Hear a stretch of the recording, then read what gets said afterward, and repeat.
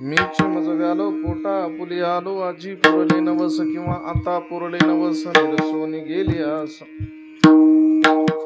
झालो बाराबळी गेलो मरुणी ते काळी आता पुरले नवस किंवा आजी पुरले नवस निरसोनी गेली आस दोहीकडे पाहे तुका आहे तैसा आहे आजी पुरले नवस किंवा आता पुरले नवस निरसोनी गेली आस पांडुरंगा करू प्रथम मन दुसरे चरण संताचे त्यांच्या कृपात अनेक कथेचा विस्तार बाबाजी सद्गुरु दास तुका कलावज्ञ जीवोद्धारार्थावतारम कलांकांकते ज्योतिकाम दिवक्रम खलानी शिवाद अपनोदार दक्षिण समाधिस्थ मूर्तीम भज ज्ञान देवो ओम नमो ज्ञानेश्वरा करुणा करा दयाळा तुमचा अनुग्रह लादरो पावन झालो चिराचिरे जयांचे केली स्मरण होई सकल विद्यांचे अधिकरण तिचे वंदू श्री चरण श्री गुरूंचे ते नमस्कारुणी आता मस्तक हे पायावरी ह्या वारकरी संतांच्या साष्टांग हे करी दंडवत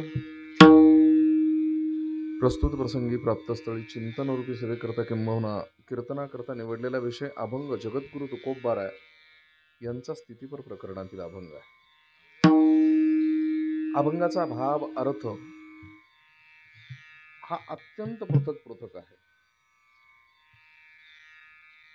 अभंगामध्ये जगद्गुरु तुकोबबाराची भाषा बोलतात, ही भाषा अवैज्ञानिक आहे असं अनेक जाणकारांचं मत आहे। पण परमार्थ क्षेत्रामध्ये काहीही अशक्य नाहीये। मग नेपोलियनला परमार्थ पाठीमागे टाकतो, nothing is impossible in the world, जगात अशक्य असं काहीच नाही। मग आजच्या अभंगामध्ये जी परिभाषा जगद्गुरु तुकोबबारांच्या मुखी शोभते याला विस्तृत करणं एक पराकाष्ठा आहे। म्हणून या अभंगावरती आपल्याला चिंतन करायचं आहे। मीची मज व्यालो पोटा आपुली आलो आजी पुरले नवस किंवा आता पुरले नवस निरसोनी गेली आस।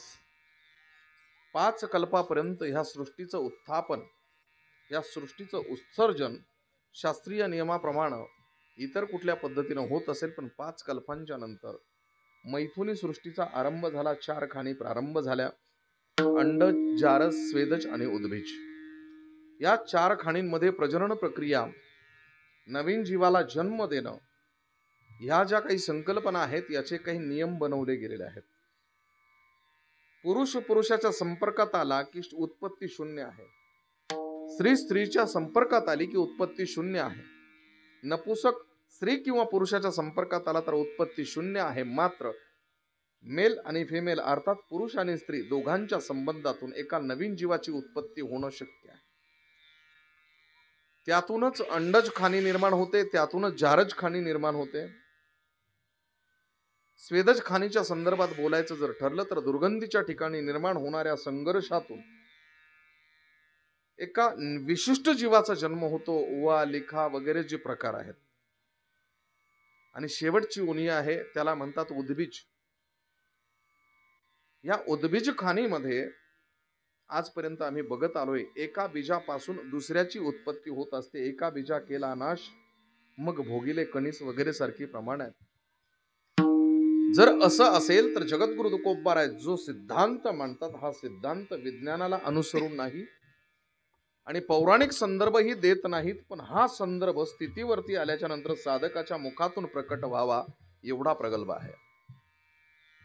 मीची मज व्यालो, जगद्गुरु तुकोबबाराय सांगतात, माझ्याशीच माझा संबंध झाला, माझ्याशी प्रणय झाल्यानंतर माझ्याच उदरामध्ये एक गर्भ निर्माण झाला।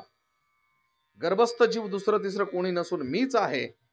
मीच बाळंतपणाच्या प्रसूत यातना भोगल्या, उपभोगल्या आणि त्यानंतर मी ज्याला जन्म दिला तो मीच होतो। मीची मज व्यालो पोटा आपुली आलो, हीच आशा होती माझी, जीवनाचं हेच अंतिम ध्येय होतं। म्हणून आता पुरले नवस किंवा अजी पुरले नवस, अजी शब्दानं जर अभंग पूर्ण करायचा ठरला तर चिंतन वेगळं येतं, आता शब्दानं घ्यायचं असेल तर वेगळं येतं। या अभंगामध्ये जर जगद्गुरु तुकोबबाराय हे अवैज्ञानिक बोलतायत असं कुणाचं जर शंका असेल, कुणाच्या मनामध्ये हा संदेह संशय असेल, तर त्याची निवृत्ती करण्यासाठी जगद्गुरु तुकोबारायांचा आता शब्द पुरेसा आहे. आता हा शब्द अधिकारवाणीनं जगद्गुरु तुकोबाराय बोलतात. कारण कुठलीही वस्तू प्रकट, कुठलीही गोष्ट प्रकट करण्यासाठी माणसाकडे ज्या गोष्टीची आवश्यकता असते त्याला शास्त्रीय परिभाषेमध्ये अनुबंध चतुष्टय असं म्हणतात. स्वज्ञानेन प्रेरयति इति अनुबंध, हा स्वतःच्या ज्ञानानं दुसऱ्याला प्रेरित करण्याच्या प्रकाराला अनुबंध म्हणतात. 4 प्रकार पडतात: अधिकार, संबंध, विषय आणि प्रयोजन. अधिकारामध्ये विवेक, वैराग्य, शम, दम, तितिक्षा, उपरती, श्रद्धा, समाधान, मुमुक्षुत्व आदी गुणांची युक्तता असेल तर आपल्याला आलेला अनुभव किंवा आपल्या मताचे विचार मोटिवेशनल स्वरूपानं आपण जगाच्या समोर मांडू शकतो. अन्यथा पाठांतर केल्याच्या नंतर लोकांना शिकवत सुटणे याला अर्थ नाहीये. यासाठी आपल्याला इतिहासही माफ करणार नाही आणि पुराणही माफ करणार नाही. म्हणून अनुभव आले अंगा ते या जगात येत असे, हे अनुभव जगद्गुरु तुकोबाराय जर सांगत असतील तर त्यावरतीच आपल्याला बोलावं लागेल. तुकोबाराय बोलतायत ना, आता पुरले नवस, याचा अर्थ या गोष्टीसाठी जगद्गुरु तुकोबारायांनी अतोनात प्रयत्न केले असावे. चला ठीक आहे, आस एवढीच होती आणि तुम्हाला तुमच्या पोटातून तुम्हीच जन्माला यावं एवढी तुमची इच्छा होती. ते जर पूर्ण झालं तर आम्हाला सांगा. जर आमच्या मनामध्ये इच्छा निर्माण झाली की आम्हीही आमच्या पोटातून निर्माण व्हावं, तर पहिल्यांदा आम्हाला तडजोड करण्यासाठी, व्यवहार करण्यासाठी कुठल्या भांडवलाची आवश्यकता आहे, तर जगद्गुरु तुकोबाराय सांगतो, तुमचं काय मला माहिती नाही, पण मला 12 बळी द्यावे लागले. मी 12 बळी दिले आणि गेलो मरुणी ते काळी. हा जो शब्द आहे हा असंबद्ध येतो, तरी पण ह्या अभंगाशी आपण ह्याचा संबंध जोडून देणार आहे. मी 12 बळी दिले, मग मरुणी गेलो, मग त्यानंतर पोटा आलो. हे उलटे संदर्भ फार कठीण असतं. जगद्गुरु तुकोबाराय समजणं तितकं सोपं नाही. 1869चा काळ आहे. तोपर्यंत गाथा लोकांच्या हृदयस्थ आहे, मुखोद्गत आहेत, लोकांच्या मनामनात आहे, चित्तात आहे, मस्तकात आहे, ओठावर आहे, जिभेवर आहे. पण जगद्गुरु तुकोबाराय तोपर्यंत कुठल्याही अक्षराच्या माध्यमातून जगाच्या सन्मुख नाही. अलेक्झांडर ग्रांट नावाचे मुंबई सरकारचे गव्हर्नर ज्या वेळेस पुनवाडी परिसरात येतात, माळशेजचा घाट नाहीये, अलीकडे असणारा लोणावळा घाट नाहीये, भोर घाटातून कदाचित वाहतूक सुरू असेल, पण नाणे घाटातून मात्र 100% आहे. बग्गी ज्या वेळेस येते आणि देहू परिसरामध्ये असणाऱ्या टोल नाक्याच्या जवळ किंवा तिथल्या त्या जकात नाक्याच्या जवळ ती बग्गी थांबते. त्या ड्रायव्हरला तो मालक म्हणतोय, तो गव्हर्नर म्हणतोय, क्षणभर इथे विश्रांती करू दे. मोठी मोठी डेरेदार झाडं आहेत, बारव आहेत, विहिरी आहेत, छान छान शिळा जमिनीवरती अंतरलेल्या, थंड वारा सुटलेल्या या उष्ण वातावरणामध्ये इथे शीतलता आहे म्हणून पायावर पाणी घेतलं. जरा वेळ अंतरलेल्या वस्त्रावरती त्यानं पहुडला. क्षणभर शांतता वाटली आणि मग त्याच्या कानावरती दूरवरून स्वर आले, संसार दुःख मूळ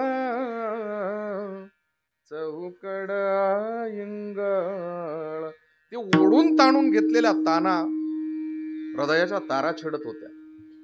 तो ताडकन उठून आपल्या जागेवरती बसला, पटकन मांडी घातली, त्यानं मांडीवर थाप मारत त्या बग्गीच्या ड्रायव्हरला बोलावलं.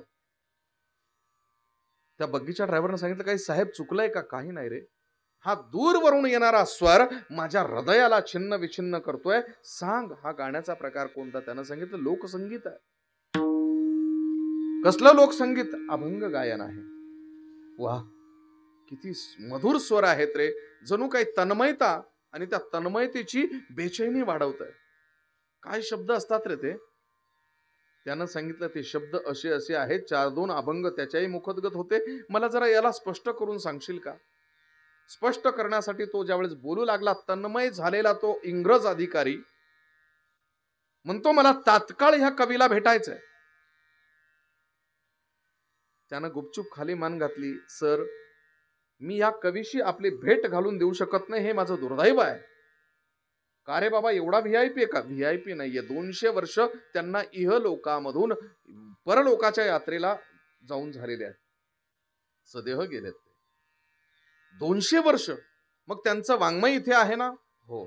अरे विश्वाचा गुरु होण्याची पात्रता असणाऱ्या विचारांचा धनी जर ह्या धर्तीवरती नसेल तर आजही शब्द हयात आहेत ना, त्या शब्दांना संकलित करा. मला ह्या विश्वाला दाखवायचं की ज्या भारत देशामध्ये महाराष्ट्रामध्ये आम्ही राज्य करत होतो तिथे लाखो नाही करोडो हृदयांवरती राज्य करणारा शब्द प्रभू या महाराष्ट्रात आहे, जिथला मी गव्हर्नर आहे. सर्व शब्द एकत्र करण्यासाठी ऑर्डर दिली. तळेगाव प्रत, देहू प्रत, जगनाडे प्रत सर्व प्रती एकत्र केल्या आणि जगद्गुरु तुकोबारायांचा गाथा छापण्यासाठी घेतला. छापण्यासाठी घेतला पण शुद्ध करावा लागतो ना. कालाय तस्माय नमा. काही काही शब्द मागे पुढे होतात. मागील काळात ते शब्द चालत असावेत, आज ते परिचित नाहीत ना. मग त्या शब्दाचा खरा अर्थ लोकांच्या समोर जर मांडायचा असेल तर तो मांडला पाहिजे. काही काही शब्द कालौघामध्ये आपल्या मन मस्तिष्कावरती गारूड घालतात पण त्या शब्दांचा अर्थ लागतच नाही. इथे सर्वांना एक प्रश्न विचारला, पुराणातली टिंब टिंब पुराणात, तुम्हाला विचारतो मी, पुराणातली टिंब टिंब पुराणात, पुराणातलं काय पुराणात? बोला पटकन. आपण म्हणतो पुराणातली वांगे पुराणात, पुराणातले वांगे पुराणात नाही, पुराणातली वानगी पुराणात, पुराणातले दाखले पुराणात ठेवा. हे शब्द जे प्रचलित आहेत ना, या प्रचलित शब्दांना आपण विश्लेषित करत नाही. अभ्यास करण्याची गरज आम्हाला भासत नाही. कारण 2-3 गाण्यांवरती 1-2 पोवाड्यांवरती छान चाललंय आमचं. अभ्यास करण्याची आवश्यकता नाही. वेद, वेदांग, उपनिषद, शास्त्र, पुराण, गीता, गाथा, ज्ञानेश्वरी, वृत्ती, प्रभाकर, विचारसागर, पंचदशी, चरपट, पंजरी नाही अभ्यास करायची आवश्यकता आम्हाला भासत. का? याची कारण सांगतो मी तुम्हाला. याला जबाबदार जे आहे ना, हे तुम्ही आहात. तुमच्या अपेक्षा वाढल्या, आंबटतेकडे तुमचा कल वाढलेला आहे. चाल ऐकल्याच्या नंतर जे समाधान वाटलं ना, हे समाधान का वाटलं याचं कारण मी सांगतो. खूप चक्रधार असावे तर मृदंगाचार्य खूप मोठा, ह्या मताचा मी नाहीये. खूप उंच गायलं तर गायक खूप मोठा आहे असं नाही. कीर्तनकार तोच लायकीचा, तोच जातीवंत आहे जो गाण्याच्या स्वरांवरती आपल्या चिंतनाची दिशा ठरवतो. जर कर्कश गाणं असेल तर वक्त्याला सुद्धा कर्कशपणे आणि अति उत्स्फूर्तच बोलावं लागतं. तो बोलत नाही. साळुंकी मंजुळ बोलत असे वाणींशी कविता धनी वेगळाची. आम्ही काय करणार आहे हो? आम्हाला वातावरण तुम्ही ते तयार करून देता, मग त्या वातावरणानुसार आम्हाला चालावं लागतं. कारण तापलेला जो आहार आहे, जो तवा आहे, त्याचं सातत्य टिकवण्यासाठी आम्हाला त्या पद्धतीचं चिंतन मांडावंच लागतं. म्हणून मी काय विषयावरती बोलतोय, सूक्ष्म ऐका. शब्द शुद्ध करावे लागतात. त्या काळी सुद्धा ते शब्द असे प्रचलित होते. म्हणून जगद्गुरु तुकोबारायांनी विचार केला की आजच्या काळामध्ये कोण आहे असा की ज्याचं भाषेवर प्रभुत्व आहे, ज्याला भाषा प्रभू म्हणावं. होतात भाषा प्रभू, इतरही होतात, पण भाषा प्रभू कुणाला म्हणावं? मी जगातल्या 2 लोकांना भाषा प्रभू म्हणतो. पहिले भाषा प्रभू स्वातंत्र्यवीर विनायक दामोदर सावरकर, माझ्या जिल्ह्याचं भूषण. 67 शब्द मराठी भाषेला दिले. 67 शब्द. दुसरे शब्द प्रभू, त्यांचं नाव विष्णू शास्त्री चिपळूणकर, यांनी जवळजवळ 168 शब्द मराठी भाषेला दिले. भाषेला अभ्यास करावा लागतो, भाषेचं ज्ञान असावं लागतं. नुसती भाषा उपयोग नाही त्याचा, त्या भाषेवर चिंतन व्हावं. ह्या एका एका शब्दाची स्पंदन हृदयाच्या तारा छेडतात. या एका एका शब्दानं महान योग्याला सुद्धा पथभ्रष्ट करता येऊ शकतो. योगी पाव नमनाता, योगी पाव नमनाता, योगी पावन मनाचा, योगी पावन मनाचा. साय अपरा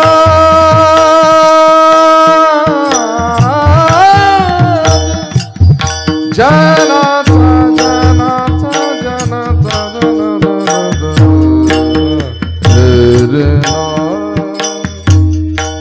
शब्द शस्त्रे झाले क्लेश, संती मानावा उपदेश. अवसरानं क्लेश होतात. क्लेश. आणि क्लेशाला एकच कारण नाही, एकच क्लेश नाही हो, 5 क्लेश. महर्षी पातंजळ 5 क्लेशांचं वर्णन करतात. ते मानवी जीवनाला चिकटलेले आहेत. अविद्या, अस्मिता, राग, द्वेष आणि अभिनिवेश हे 5 प्रकारचे क्लेश आहेत. शब्दानं होतात बरं का हे क्लेश. जाऊ दे, आपल्याला त्याच्यावरती जास्त काही बोलायचं नाहीये, पण हे शब्द आहेत ना, या शब्दांना स्पष्ट करावं असं वाटलं होतं, म्हणून विष्णू शास्त्री चिपळूणकरांकडे पाठवलं. मी आपल्या अभंगाकडे येतोय. गाथ्यातले शब्द आता आणि आजी या शब्दावर बोलतोय. अनुबंध चतुष्टयाच्या अधिकारापर्यंत आपल्याला जायचंय. तर विष्णू शास्त्री चिपळूणकरांनी गाथा हातामध्ये घेतला, एकदा दृष्टी खालून काढला, एक पत्र तयार केलं आणि अलेक्झांडर ग्रांट साहेबांना पाठवलं. सर, ह्या अभंगामध्ये असले काही शब्द आहेत, आपण म्हणालात की विश्वाचा गुरु होण्याची पात्रता असणारा माणूस त्याचा ग्रंथ धर्मग्रंथ म्हणून पुढील पिढी जर डोक्यावर नाचवणार आहे, त्याची पारायण होणार आहेत, तर एवढा पवित्र ग्रंथ त्यातले असभ्य शब्द मी बाजूला काढावे का? अभक्त ब्राह्मण जळो त्याचे तोंड, काय त्यासी किती सांगू तरी ना ऐकती बटकीचे, पुढे शिंदळीचे रडतील. ह्या शिव्यात. परी पाहे बीज शुद्ध अंगे, म्हणजे माणसाच्या रेतावरती, वीर्यावरती, रक्तावरती प्रश्नचिन्ह उभं केलेलं. शिव्यात त्या. पण तो गाथा समजला पाहिजे ना. गाथा समजण्यासाठी माताही ठिकाणावर असला पाहिजे. हे ज्या वेळेस सुरू होतं, तर त्या विष्णू शास्त्री चिपळूणकरांनी काही टिंब टिंब व्याली ऐसी पोरे करी संताचा मसरा अभंग बघून घ्या, झ पासून सुरू होतो. व्यासपीठावरती उच्चारण्याचे लायकीचे शब्द नाहीयेत, म्हणून हे शब्द मी वगळावेत का? ग्रांट साहेब एका इंग्रज अधिकाऱ्यानं प्रतिपत्र पाठवलं. वगळायला हरकत नाही, पण प्रतिशब्दांची योजना कोण करेल? त्यांनी सांगितलं, मला शब्द प्रभू म्हणतात, मी देतो पर्यायी शब्द. प्रतिशब्द काय आला माहितीये? प्रतिपत्रामध्ये 20 पैसे प्रतिरोजाची पात्रता असणाऱ्या माणसानं कोट्यावधी रुपयाच्या शब्दाच्या फक्त एका ध्वनीचा मालक असणाऱ्या जगद्गुरु तुकोबांना शब्द द्यावे. अरे, साक्षात ब्रह्म जरी उतरलं तरी जगद्गुरु तुकोबांना शब्द देऊ शकत नाही. प्रतिशब्द तुझी तरी काय पात्रता रे?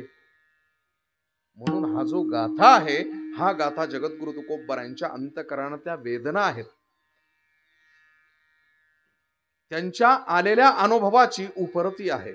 म्हणून त्यामध्ये आजी आणि आता हा जो फरक करायचा असेल, तर आजीवरती चिंतन करता येऊ शकतं. याचा अर्थ आजोबावरती करता येईल असं नाही. आजी म्हणजे आता आणि आता म्हणजे आताच.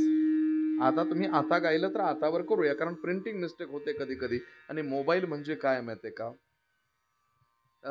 Google is a only information, not a knowledge. पुस्तकामध्ये पडताळल्याशिवाय मी पुढे बोलतच नाही, कारण एक एक शब्द तोडायचा असतो, एक एक शब्दावरती बोलायचं असतं. एक एक शब्द जगद्गुरु तुकोबाराय आपल्याला नवजीवन देऊन जातात, फक्त समजले पाहिजे. म्हणून आता पुरले नवस निरसोनी गेली आस, 12 बळी दिले जगद्गुरु तुकोबाराने. हे 12 बळी आपल्याला बघावे लागतील, कारण बळी विधान आता सध्या खूप चर्चेत आहे. बळी म्हणजे काय आणि ते 12च का दिले? कारण 5 बोकडांची दावण, 15 असं काहीतरी असतं ते. म्हणून 12 बळी द्यावेच लागतात, तरच आपल्याला परमार्थामध्ये तुकोबारांची ही प्राप्ती किंवा ही अवस्था प्राप्त करता येते. आता तुकोबाराय आपल्याला आलेल्या अनुभवाचं एकत्रित वर्णन करताना एकच शब्द वापरतात, दोहीकडे पाहे आणि तुका आहे तैसा आहे. हे मिळालेलं त्याचं खरं स्वरूप आहे, ही प्राप्ती आहे. अशा आशयाचा अभंग. विठ्ठला विठ्ठला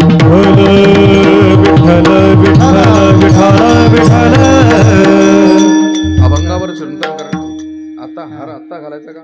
विठोबा रखमाईच नंतर घाला ना, मध्यंतरी घाला, म्हणजे कसं नंतर घाला, ते लक्षात येतं. बरोबर.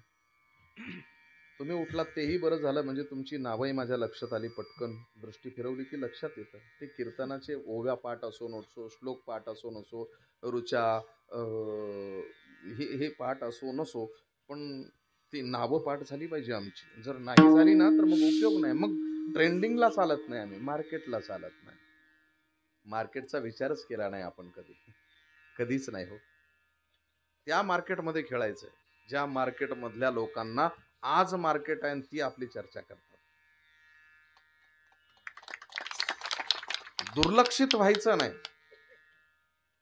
दुर्भिक्ष व्हायचं.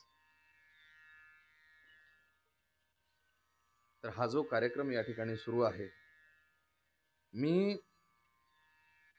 महाराष्ट्रातील प्रत्येक नामवंत गायकांच्या सोबतीला कार्यक्रम केलेत, नामवंत मृदंगाचार्यांच्या सोबतीला कार्यक्रम केलेत. मी काय केले, त्यांनी माझ्याकडून करवून घेतले. पण जे नाव मी खूप दिवसापासून ऐकत होतो, ज्यांचं गाणं ऐकत होतो, ज्यावेळेस मी माऊली ज्ञानोबांची सिरियल करत होतो,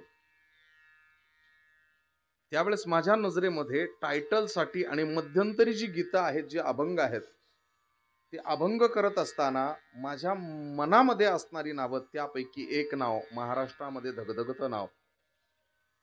तुम्ही संकोचोनी काय झाला असी लहान घे आपोषण ब्रह्मांडाच्या, तर तुम्हाला तुमचं वाटतं म्हणून तुम्ही तुमच्यापर्यंत, पण आमच्यापर्यंत पोहोचून आमच्या मन मस्तिष्कावर अधिराज्य ज्यांनी गाजवलंय, ते महाराष्ट्राचं नाही, भारताचं भूषण आहे. हरिभक्त परायण, परम आदरणीय, परम श्रद्धेय, स्वर शिरोमणी, स्वर सम्राट, भजनानंदी बाळासाहेबजी महाराज सुरेगावकर यांचा फोन आला मला. त्यांचा फक्त फोन आला आणि मला ट्रू कॉलरवर नाव आलं आणि मी काहीतरी करत होतो, ते काम बाजूला ठेवलं. मी म्हटलं बोला महाराज. म्हणे मी बाळासाहेब महाराज सुरेगावकर. म्हटलं हो, ट्रू कॉलरला नाव आलं, काय आज्ञा? त्यांनी सांगितलं अमुक अमुक एक तारीख पाहिजे. कुठं पाहिजे, कशी पाहिजे, काय काय काय काही घेणंच नाही. मी तारीख लगेच म्हटलं हो आहे. योगायोगानं शिल्लकही होती. तारीख लिहायला घेतली. त्याने सांगितलं हो बरोबर आहे, ठीक आहे, पण तुमचं देण्या घेण्याचं काय? म्हटलं फॉर्च्युनर गाडी आहे, भले ड्रायव्हर आणणार नाही, एकटाच चालवते तो 500 किलोमीटर, पुन्हा एकटाच जातो, स्वतःच गाडी चालवत आलो. पण इथे आल्याच्या नंतर सगळा क्षीणभाग निघून गेला. जाणकार मंडळी आहेत, त्यांना आमच्या वेदना कळतात, आम्हाला त्यांच्या वेदना कळतात. त्यांच्या अंतरीचे भाव आमच्या मनमस्तिष्कात उमटतात आणि आमच्या सगळ्या वेदना त्यांना समजतात. श्रीयुत हरिभक्त परायण महाराष्ट्रामध्ये अत्यंत ताकदीनं घेतलं जाणारं नाव. महाराजांनी एक एक अशी रत्न आणलीत ना, वाह क्या बात आहे. आळंदीहून ते इथं आलेत. माझ्या एक दोन कार्यक्रमांना कुठेतरी बघितलंय मी तुम्हाला. नागेश महाराज. नाही, नागेशजी महाराज माहिती आहे मला, पण कुठेतरी बघितलंय माझ्या कार्यक्रमाला, कदाचित शूटिंग वरती कुठेतरी बघितलंय, किंवा तुमच्या कुणाच्या तरी कार्यक्रमात तुम्हाला गाताना ऐकलंय. खूप असं समाधान वाटतं. कारण काय होतं, कर्कश गाणारी जी आहेत ना, ती डोक्यात जातात, शांत गाणारी ना हृदयापर्यंत पोहोचतात. फार उत्तम. या वा क्या बात आहे. गुरुजी पहिल्यांदा घेतलं तुम्ही, फार समाधान वाटलं. नाव काय तुमचं? देवानंद महाराज. देवानंदजी महाराज. चांदीच्या ताटात हत्तीचा पाय. देवानंद महाराजांचं नाव घेतो. भाकरवाडा गमाय. भूक लागले, नाव असंही घ्यावं लागतं. छान. आणि महाराजांची सर्व शिष्य मंडळी, तुम्हाला सांगतो मी, तुम्ही महाराजांच्या पठडीत तयार होणार आहात, हे तुमचं परम भाग्य आहे. पण घेता आलं पाहिजे. माऊली ज्ञानोबा सांगतात, कल्पतरू तळवटी बैसोनी झोळीये पाडी गाठी, मग निदैवची निघे दैन्याची करू उपयोग नाहीये. तुम्ही कल्पतरूच्या तळवटी बसलेला आहात, इच्छिले ते पूर्ण होईल तुमचं. पण तेवढी सेवा, तेवढी शुश्रूषा, गुरुपदी सन्मान काय करायचा असतो ते बघा. मी तर म्हणतो, जन्म दिलेल्या मुलानं सुद्धा आयुष्याच्या शेवटापर्यंत सेवा केलेली मला तरी आठवत नाही, पण शिष्य मात्र 100% करतात. आईबापानं जन्म दिलाय, पण गुरु नवा जन्म देत असतो. त्या गुरुच्या प्रती तुम्हाला सगळं देव नाही भेटला तरी चालेल, पण गुरुच्या चरणाशी पडून राहा, निश्चित कल्याण होईल. गुरुजी खूप पूर्वी तुमचं ऐकलं होतं. नांदूर मध्यमेश्वरला हनुमान बापू शिंदेच्या समोर तुम्ही वाजवलं होतं. तब्बल 12-15 वर्ष झाली. मी त्यावेळेस कीर्तनकारही नव्हतो. त्यावेळेस मी ऐकायला आलो होतो, कारण आमच्या परिसरात पहिल्यांदा मृदंगाच्या धूमपानाला माईक लागला होता, म्हणून आम्ही ऐकायला यायचो. सायकलवर यायचो. तेव्हा परिस्थिती नव्हती, तब्येतही अशी होती. आता लोक म्हणतात त्यावेळेस तर असे होतात, आता असे झाला. मी सांगत असतो, त्याला लोकांचं खावं लागतं, घरचं खाऊन कुठे तब्येती होतात का? आणि अजूनही तुमच्या तब्येती होत नसती तर लोकांचं मन लावून खात नाही तुम्ही. मन लावून मनभर खाल्लं की तुमच्या तब्येती होतील. असो, हनुमानजी महाराज शिंदे एक धगधगत नाव आहे, एक धगधगता ज्वालामुखी आहे महाराष्ट्रामध्ये. आणि एवढ्या नम्रपणे मृदूपणे वाजवणं. मृदुंग शब्दाचा अर्थ मृदू म्हणजे माती आणि अंग म्हणजे शरीर. मातीच्या शरीरानं वाजणं याला मृदंग असं म्हणतात. पखावज कुणीही वाजवतो, पखावज कुणीही वाजवतो, पण मृदंग वाजवणं याला म्हणतात. समाधान वाटलं, फार गोड वाटतं. तुम्ही जी लोक आहात ना, तुम्ही ज्या लोकांवरती सोपवलंय ना, मी तर म्हणतो बघा, ह्या कार्यक्रमाचे आयोजक जरी श्रीयुत हरिभक्त परायण गजाननजी सखाराम घुगे, बरोबर ना, दिगंबर प्रकाश मुसळे, राहिलं ना पाठ माझं, प्रकाश दिगंबरराव मुसळे. प्रकाश दिगंबर मुसळे, हा जाऊ उद्या ना उलटा पालटा, आज काळच वेगळा आहे. आणि आमचे गजानन भाऊ पुन्हा घुगे, पण त्यांच्या वडिलांचं नाव विठ्ठल आहे. अत्यंत तत्पर सेवा, छान प्रकारची साऊंड सिस्टीम. दादा तुम्हालाही धन्यवाद. उगाच ह्याच्यामध्ये उगाच टाइम वाया घालवायला नको. सर्वांच्या चरणावृंदी मस्तक टेकवतो, साष्टांग प्रणिपत करतो, दंडवत करतो. झालेला परिहार प्रभू पांडुरंगाच्या चरणी समर्पित. पुन्हा एकदा तुमच्याकडून अनुमती अशी घेतो की वीणा माझ्याकडे 15 मिनिट उशिरानं आला. आता 10:15 की 10:30? 10:30. मला गुरुजींची अनुमती घेऊ द्या, कारण वेदांताशिवाय मी काही बोलत नाही. मी काय टाइमपास करू शकत नाही, बोर होतील. तुम्ही सांगा 9 म्हटले तर 9.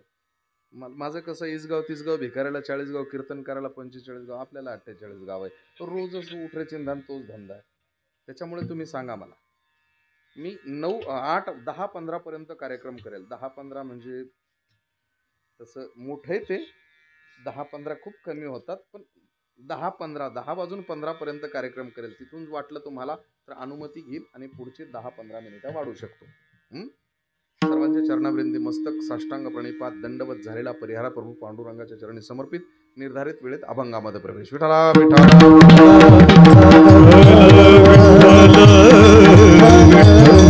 मज व्यालो पोटा आपुली आलो, आजी पुरले नवस निरसोनी गेली आस. जगद्गुरु तुकोबारायांचे हे जे शब्द आहेत, या शब्दांना विश्लेषित करण्याच्या अगोदर मला एक शब्द मात्र बोलावा वाटतो आणि नित्य बोलावा वाटतो. कुठलंही तत्वज्ञान स्वीकारत असताना आपल्या अटीतटीवर स्वीकारू नका. तत्वज्ञान स्वीकारल्याच्या नंतर त्याला कस लावल्यानंतरच स्वीकारा. शब्द प्रामाण्यावरती विश्वास ठेवू नका. शब्द प्रामाण्यावरती जगातली सरकार बसतात. बुद्धी प्रामाण्यवाद न लावल्यामुळे आपल्या जीवनाची हानी आपण करून घेत असतो. शब्द प्रामाण्य आणि बुद्धी प्रामाण्यवादाचं खरं स्वरूप कुठे सुरू झालं माहितीये? भक्ती आंदोलन हे 12व्या शतकामध्ये, 11व्या-12व्या शतकामध्ये श्रीपाद मध्वाचार्यांनी सुरू केलं. ज्ञान भक्ती वैराग्य तिघांना एकत्र येऊन ज्ञान भक्ती वैराग्याचं आंदोलन 12व्या शतकामध्ये पंढरपुरातून प्रारंभ झालं. पण खरी चिकित्सा करायला सुरुवात कधी झाली माहितीये? 1769 साली कर्नाटक राज्यामध्ये मैसूरच्या आजच्या जिल्ह्यामध्ये गुलालडोडी नावाचं छोटंसं गाव आहे. तिथे एक महात्मा जन्माला आलं. नाव होतं संत सेवालाल महाराज. या संत सेवालाल महाराजांचं एक वाक्य असायचं, आणजो जाणजो पपज माणजो. पहिल्यांदा येऊ द्या, त्याला स्वीकारण्याच्या अगोदर त्याला परीक्षण करा. परीक्षण केल्याच्या नंतर माझ्या उपयोगाचा आहे का आणि सत्य आहे का तर स्वीकारावा, अन्यथा उगाच मनुष्याचा जन्म व्यर्थ जातो. कोई केती मोठो छे, कोई केती नानक्या छे, केणी भजो मत, केणी पूजो मत, दुजो मत. पूजा पाठेम वेळ घालेपेक्षा करणी करेर शिको. ही असे वाक्य त्यांचे. उगाच का वेळ वाया घालवता, आलेली गोष्ट स्वीकारू नका. म्हणजे याचा अर्थ असा की परीक्षण करण्याची प्रारंभ प्रक्रिया ही 17व्या शतकापासून सुरू झाली. त्याच्या अगोदर जगद्गुरु तुकोबाराय जे आहेत यांनी परीक्षण करायला सुरुवात केली.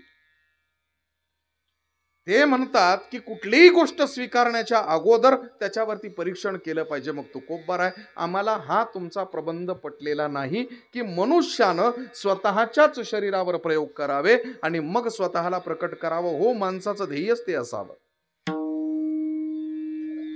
100 200 मुलं जन्माला घालायची, मोठा प्रपंच करायचा, कुलवृद्धी करून द्यायची, कुळामध्ये उगाच पुन्हा भांडणं करायला लावायची आणि खूप मुलं झाली मला म्हणून पुरुषार्थ नाहीये. चंगेज खान म्हणतोय की जवळपास 85 लोकांच्या पाठीमागे एक माझा DNA सापडतो. हा त्याचा पुरुषार्थ आहे. याला पुरुषार्थ म्हणत नाही. पुरुषार्थ त्याला म्हणावं की मी किती जन्माला आणले, याला अर्थ नाहीये मी कधी जन्माला आलो. आपल्याला जन्माला आणणारा दुसरा कोणीतरी आहे, पोचवणारा दुसरा कोणीतरी आहे, पण जन्माला यायचं की नाही हे ठरवण्याचा अधिकार आपल्याकडे आहे. उदाहरण सांगायचं जर ठरलं तर हा थोडासा शब्द विचित्र वाटत असेल, हा शब्द. आपण कुणाच्या ताब्यात असावं यासाठीचं एक सिद्ध. आता काय झालं माहितीये का गुरुजी, जुलै महिन्यामध्ये माझं PhD झालं. PhD कंप्लीट झालं आणि कंप्लीट झाल्यानंतर एक विदेशी माझा मित्र आहे, त्या मित्रानं सांगितलं ततक्किम, पुढे काय. बाहेरच्या लोकांना संस्कृत आवडतं, आपल्याला नाही आवडत, आपल्याला इंग्लिश आवडतं. इंग्लिशवरती जास्त जोर असतो लोकांचा शक्यतो. पाठीमागच्या काळात हात धुवायला इंग्लिश शब्द वापरायची लोक, पाणी टाक. तर संस्कृत मध्ये ततक्किम, पुढे काय, व्हॉट नेक्स्ट. म्हटलं म्हणजे आता झालं, इथे झालं, आता इथपर्यंत झालं, आता पुढे काय. म्हटलं पुढे काय करायचं, काहीतरी नवीन विचार असेल ना. म्हटलं ॲस्ट्रॉलॉजी करण्याचा विचार आहे, अभ्यास करण्याचा विचार आहे. त्यांना सांगितलं, मला सुचवलं ॲस्ट्रॉलॉजीपेक्षा तुम्ही तंत्र विषयाकडे का लक्ष देत नाही. अप्रतिष्ठित असणारं भारतीय पुरातन शास्त्र म्हणजे तंत्र आहे. मी तंत्र विषयाकडे थोडंसं झुकून बघितलं, अनेक पुस्तकं मागवली, अभ्यास करायला सुरुवात केली आणि ज्यावेळेस अभ्यास करायला सुरुवात केली तर साधना आपोआप प्रवृत्त झाली. तंत्र म्हणजे काय असतं, हे शरीर पाचाचं आहे हे सगळ्या ब्रह्मांडानं मान्य केलेलं आहे. अगदी थेल्स पासून ओशो पर्यंतच्या सर्व दार्शनिकांनी मान्य केलेलं आहे. न्याय, वैशेषिक, उत्तरमीमांसा, पूर्वमीमांसा, सांख्य आणि योग षडदर्शनानं मान्य केलं, चार्वाकानं मान्य केलंय. ठीक आहे, भस्मीभूतस्य देहस्य पुनरागमनम कुतः वगैरे म्हणत असेल, पण प्रश्न असा आहे की या शरीराला 5 तत्वाची जोड असतेच. आजचे सायंटिस्ट सुद्धा मान्य करतात. सिगमंड फ्राइड्स असेल, कांट असेल, सॉक्रेटिस असेल, पेलियस असेल, डेमोक्रेटस असेल, प्लेटो असेल, सगळ्यांनी मान्य केलं. जर 5 तत्वाचं शरीर आहे तर 5 तत्वातल्या शरीराला जर नष्ट केलं तर गीतेतल्या एका श्लोकावरती प्रश्नचिन्ह उभं राहतं, नैनं छिंदंती शस्त्राणी नैनं दहती पावका. जर आत्मा नावाचं सूत्र दिसत नाही तर आम्हाला सांगा आत्म्याचं अस्तित्व मानायचं का, प्रश्न आहे.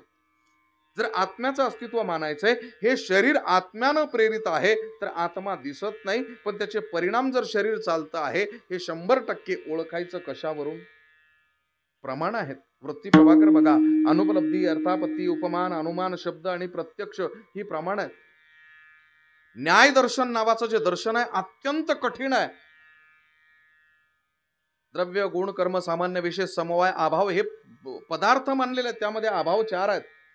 पण प्रश्न असा उद्भवतो, अभाव म्हणजे नसलेली वस्तू, पण न्याय दर्शन सुद्धा प्रत्यक्ष प्रमाणाला मानत नाही. प्रत्यक्ष प्रमाणाला न्याय दर्शन मानत नाही. तुम्ही म्हणाल अरे समोर दिसतोय आणि याला मानायचा कसा नाही. भर उन्हाळ्यामध्ये डांबरी रस्त्यावरती सुद्धा फुटभर पाण्याचा थर दिसतो, मग तो आहे का. मृगजळ म्हणतो आपण त्याला. पाण्यामध्ये डुबकी घेतल्याच्या नंतर डोळे उघडले तर शिंपले चांदीच्या नाण्यासारखे दिसतात, मग ते चांदीचे नाणे आहेत का. भ्रम माणसाला होतो, याचा अर्थ भ्रम आणि ब्रह्म या दोघांमध्ये होणारी अवस्था जी आहे याला भ्रमास्थिती म्हणतात. भ्रमा आणि प्रमा. अस्तित्वात असणारी वस्तू जर समोर माझ्या प्रकट आहे तर तिला मी का नाकावर, प्रत्यक्ष को प्रमाण की आवश्यकता क्या. पण समोर येणारी वस्तू भ्रमातून सुद्धा असू शकते, म्हणून अध्यस्त विवर्त याचा अभ्यास करणं गरजेचं आहे. मग प्रश्न असा उद्भवतो की जर आत्मा शरीरामध्ये असल्यानंतर हे शरीर चेतन होतं, हे शरीर केवळ आत्म्याच्याच करंटने, आत्म्याच्याच अर्थने किंवा आत्म्याच्याच ऊर्जेनं जर ऊर्जित होत असेल तर आत्मा गेल्याच्या नंतर अचेतन पडतं. ठीक आहे, हरकत नाही. आणि तसं पाहायला जर गेलं तर एक प्रश्न थोडासा कूट आहे, चालेल ना वेदांत. कारण मला माहितीये या परिसरानं मला वेदांत दिलाय. या परिसरातून प्रातस्मरणीय, पूजनीय, आदरणीय वैकुंठवासी नामदेव महाराज पठाडेनं खांद्यावर हात ठेवून कीर्तन कधीतरी करशील की नाही माहिती नाही, पण ज्यावेळेस बोलशील तर वेदांताशिवाय बोलू नको. ज्यांचा वारसा चालवतोय प्रातस्मरणीय, पूजनीय, आदरणीय वैकुंठवासी वेद विद्या वाचस्पती गुरुवर्य जगन्नाथांना पवार, म्हणून मी चुकीचं कधी बोलणार नाही. या व्यासपीठावरून तुमची मनं जिंकून काय करायचंय, तुमची मनं जिंकून कदाचित मनीचं वजन वाढेल. आपणा सपना मनी मनी मन जिंकून मनीचं प्रमाण वाढेल, पण माझ्या मनाचं काय, माझ्यावरती विश्वास ठेवणाऱ्या लोकांचं काय? वेदांत सांगणार आहे बघा, आत्मा या शरीरामध्ये. जगद्गुरु शंकराचार्यांचा एक सिद्धांत तुम्हाला सांगतो मी. 8व्या वर्षी पहिला मृत्यूयोग आला. हा कहे लक्ष्मी थी कहे गजराज, त्या पद्धतीनं भगवान परमात्म्यानं नखराच्या मुखातून वाचवलं आणि आईला सांगितलं संन्यासाची दीक्षा दे. संन्यास घेतला जगद्गुरु शंकराचार्यांनी. गोविंद पादांचार्यांकडे गेले, पूर्णतः शिक्षण झालं. 16व्या वर्षी दुसरा मृत्यूयोग आला, पण महर्षी व्यासांच्या कृपेनं तो टळला. तिथून पुढे दिग्विजय करण्यासाठी निघाले. पहिली भेट घेतली कुमारिल भट्टाची. कुमारिल भट्टानं सांगितलं, उम्र हो चुकी है बेटा, स्वर का उच्चार भी सीधे से नहीं होता है. अगर मुझसे कोई उदात्त स्वर अनुदात्त स्वर गलत हो जाए तो मंत्र का आवेग भी कम हो जाएगा. अगर गलत मंत्र पढ़ लिया तो परिणाम को मुझे फेस करना होगा. इसीलिए बेटा देखो, मेरा एक शिष्य है, दक्षिण में रहता है, मध्य भारत में रहता है, माहिष्मती नगरी में, उसका बहुत बोलबाला है, नाम है उसका मंडन मिश्र, जाओ उससे मिलो. मंडन मिश्राकडे आले आणि शास्त्रार्थ करण्यासाठी तिथे पोहोचले. मंडन मिश्राची उंची केवढी माहिती तुम्हाला? म्हणजे अशी नाही 5 फूट 7 इंच 7 फूट अशी नाही. त्या माणसाची वेदांताची उंची एवढी आहे की ज्या वेळेस ते आले, काही बायका ओयरीवर पाणी ओढत होत्या, शेंदत होत्या. याने सांगितलं, मैया पाणी पिला दो. हात पुढे केला, पाणी प्यायले. पाणी प्यायल्याच्या नंतर त्या माऊलीनं विचारलं, बेटा कहाँ से आया हो? जी मैं काशी से आया हूँ. वैसे तो मैं दक्षिण का हूँ, पर काशी का शिक्षण लेके, काशी से पढ़ाई करके मैं यहाँ पे आया. किसके पास आए हो? कुछ नहीं, मंडन मिश्र जी से मिलना है. उनके पास अध्ययन करना चाहते हो? नहीं, उनसे शास्त्रार्थ करना है. हे म्हणता 5 वर्षाची मुलगी पोट धरून हसू लागली. त्या हसण्याचं कारण शंकराचार्याने विचारलं. त्यांनी सांगितलं, त्या मुलीलाच विचारा. मुलगी शांत झाली आणि त्या मुलीला विचारलं, बेटा क्यों हंस रहे थे? ऐसा कौन सा व्यंग आपने देख लिया? नहीं जी, 5 वर्षाची मुलगी होती. जिनके बरामदे में बैठ के पंचमी वेदों की चर्चा करते हैं, वहां आप जैसा नवसिखिया युवक जाके क्या शास्त्रार्थ करेगा? ही उंची होती. ही उंची त्या मंडन मिश्राची. ज्या वेळेस तिथे गेले, आनंद झाला. त्यांनी सांगितलं, श्राद्ध कर्म में व्यस्त है, थोडी देर रुको. थोड्या वेळानं झालं. आणि विद्वान लोक शक्यतो चर्चेला नाही म्हणत नाही. काही काही लोक म्हणतात, तुम्ही द्याल अभंग, आम्ही कीर्तन करायचं, मग आम्ही कशाला पाठ करायचं ना, आम्ही कशाला अभंग पाठ करायचे नाही. ही प्रक्रिया सुरू झाली पाहिजे. इथे आल्याच्या नंतर हा अभंग आहे, याच्यावर कीर्तन करायचं. वेदांत सोडून बोलता येणार नाही. 35 घेताना 55 घ्या. कदाचित पुढच्या वर्षी मला आता याच वर्षी एवढं बोर होताय तुम्ही, पण फरक पडत नाही मला. पुढच्या वर्षी बोलवाल की नाही माहिती नाही, पण पुढच्या वर्षी मला अभंग द्या, ह्या अभंगावर बोला म्हणून. त्यावेळेस तो एवढा मोठा विद्वान सांगितला, चलो ठीक आहे, कर लेते शास्त्रार्थ. चिंतनच करायचंय गुरुजी, तुमचं गाणं खूप ऐकलंय मी, शेवटी ऐकणार, चिंतनच करायचंय. ज्या वेळेस समोरासमोर बसले, एक कोणीतरी न्यायाधीश असावा लागतो. म्हणून शंकराचार्य म्हणतात, तुमची पत्नी मा भारती, उमा भारती, उभय भारती ज्यांचं नाव आहे, हे परीक्षण करतील. म्हणून शंकराचार्यांनी मंडन मिश्राच्या पत्नीला तिथे आसनावरती आसनाधीन केलं आणि तिथे त्यांना जज केलं, न्यायाधीश. शास्त्रार्थ सुरू झाला. जीव क्या है? जीव ब्रह्म है. अगर जीव ब्रह्म है तो दुख क्यों भोगता है?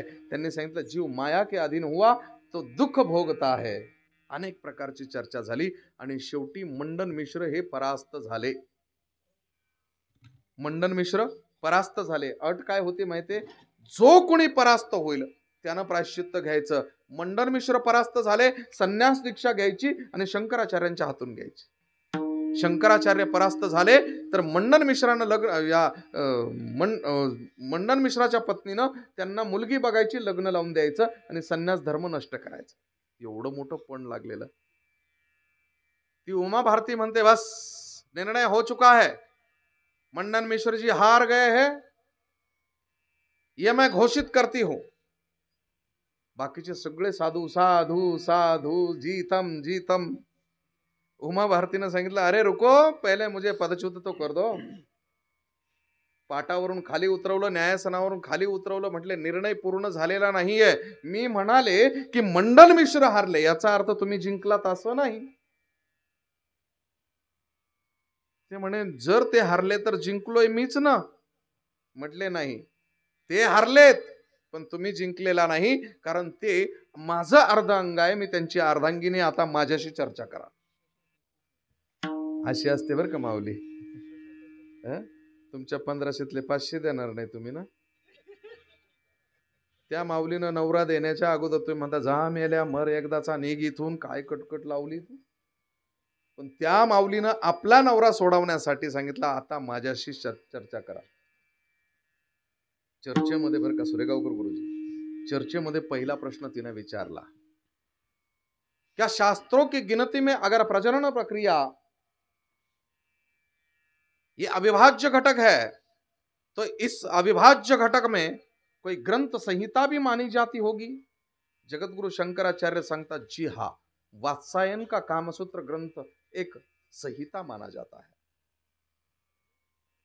मग वात्सायनाच्या नियमाप्रमाणे जर उत्तम प्रकारची संतती जन्माला आणायची असेल तर त्या काळी प्रजनन प्रक्रियेसाठी लागणारा प्रणय, त्या प्रणयामध्ये एक स्त्री पुरुषाला प्रेरित करण्यासाठी किती लीलांचा वापर करते, त्याच्या कला किती, त्याच्या मुद्रा किती, त्याचे आसन किती, बोलायचं धाडस कुणी करत नाही. स्त्रीच्या कुठल्या अंग प्रत्यंगाला विशिष्ट प्रकारचा स्पर्श झाला की कामोत्पीडन सुरू राहतं, पण वासनेच्या व्यतिरिक्त होतं, आणि त्यातून घडलेल्या समागमातून जन्माला आलेली संतती ही उत्तम असते. बरं, मंडन मिश्र म्हणतात चांडाळणी, अगं बाल ब्रह्मचार्याला तू प्रणयाचे प्रश्न विचारतेस, तुला लाज वाटत नाही? गप्प बसावो, हरलेले आहात तुम्ही, तुम्ही त्यांच्या अधीन आहात, आणि आता मी तुमच्या बाजूने लढते आहे, याचा अर्थ तुम्ही माझे अशील आहात, मी तुमची वकील आहे असं समजू नका. मी बाजू पूर्ण करते कारण तुम्ही माझा अर्धांग आहे. त्यावेळेस त्यांनी सांगितलं चलो इस बात का जवाब नहीं दे सकते, तो अनुभवजन्य मला सांगा की एका पुरुषाला स्त्रीच्या संपर्कात आल्याच्या नंतर घडलेल्या प्रणयातून होणाऱ्या आनंदाची भूमिका कशी व्यक्त कराल. शंकराचार्य म्हणतात ह्या प्रश्नाचं उत्तर जर दिलं नाही तर मला परास्त व्हावा लागेल आणि माझा संन्यास धर्म बुडेल. त्यांनी सांगितलं मैया 1 माह की अवधी दे दो. 1 महिना. शंकराचार्य 1 महिन्यासाठी निघाले आपल्या सर्व शिष्यांना घेऊन. अमृख नावाचा राजा शिकारीसाठी आला, सर्पदंश होऊन वनात मरून पडला होता. त्याची मरण अवस्था बघितली, त्याचा मरण काळ बघितला. तात्काळ सूक्ष्म देहानं त्याच्या शरीरामध्ये प्रवेश केला. फार महत्वाचा विषय. सूक्ष्म देहानं त्याच्या शरीरात प्रवेश केला. शरीरात प्रवेश केल्याच्या नंतर तो राजा जिवंत झाला. ह्या प्रेताला लिंबाच्या पाल्याखाली झाकून ठेवलं आणि शंकराचार्य आता अमृक नावाचा राजा झाला, घोड्यावर बसला आणि दरबारात गेला. 120 राण्या ॲव्हरेजली एका महिन्यामध्ये प्रतिदिन 4 त्रिक 12, बरोबर ना. पूर्णतः 1 माह 1 महिनाभर उपभोग घेतल्याच्या नंतर शंकराचार्य वनात आले. देह पडला. मूळ देहामध्ये त्यांनी धारणा केली आणि तिथे जाऊन आपल्याला आलेले अनुभव सर्व पद्धतीने सांगितले. त्यावेळेस उमा भारती म्हणते आपने सही सही जवाब दिया, तुम्ही बरोबर उत्तर दिलं, तुम्ही जिंकलात हो, पण मला हरवल्याचा आनंद तुम्हाला घेता येणार नाही. का तर तुम्ही पूर्णपणे जिंकलात असं तुम्हाला वाटत असेल, पण जिंकलेला नाही, जिंकूनही हरलात. म्हणे कसं काय प्राप्त करणार आहात? काय नाही, तुझ्या नवऱ्याला मी संन्यास दीक्षा देणार आहे. असं ठीक आहे, संन्यास देण्यासाठी संन्याशी लागतो. 120 राण्यांचा उपभोग घेतलेला व्यक्ती कसा काय घेऊ शकतो? बरं, याला म्हणतात ज्ञानबाची मेघ. त्यावेळेस त्यांनी सांगितलं अरे बाबा असं नसतं. शरीरावर होणाऱ्या संस्काराचं आत्म्यावर कुठल्याही प्रकारचं कर्ज नसतं. मग तुकोबरायांनी प्रश्नाचं उत्तर दिलं, जन्म घेणे लागे केले कर्म झाले त्याची.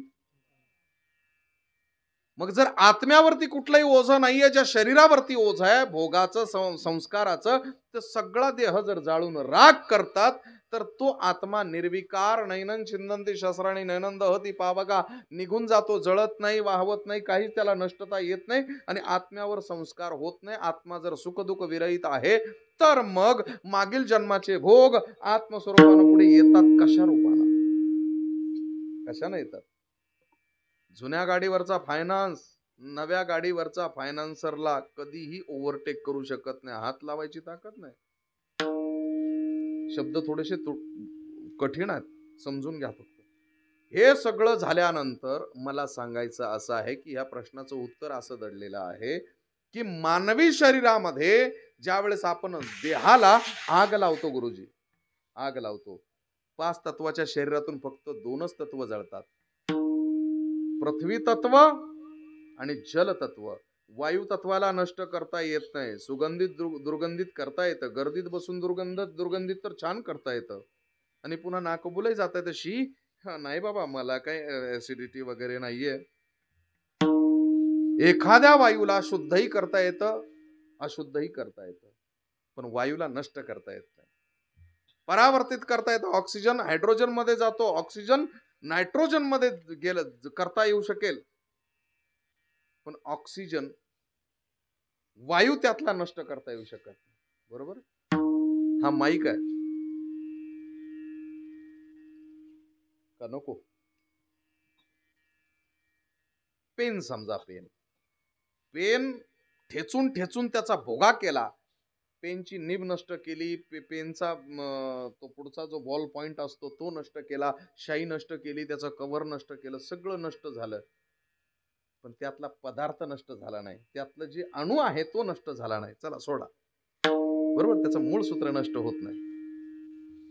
ॲटॉम म्हणतात त्याला, कण, अणू, रेणू वगैरे असं काहीतरी आहे ते शब्द. चला, तशा पद्धतीनं जर पूर्ण शरीर नष्ट केलं तरी वायू नष्ट होत नाही. तेजाला नष्ट कसं करणार तुम्ही? इथे ट्यूब लावलेली आहे, पेटली की इथल्या अंधाराचा बळी घेतो, अंधाराला नष्ट करतो लोक म्हणतात. ट्यूब विजली की अंधार पुन्हा येतो. याचा अर्थ काय? ते फक्त परिवर्तित होतं. अंधार आणि प्रकाश तेजाला नष्ट करता येऊ शकत नाही, वायूला नष्ट करता येत नाही, तेजाला नष्ट करता येत नाही, आणि आकाशाला नष्ट करता येत नाही. आकाश म्हणजे 2 पदार्थांमध्ये असणाऱ्या अवकाशाला आकाश म्हणतात. चला सोडा.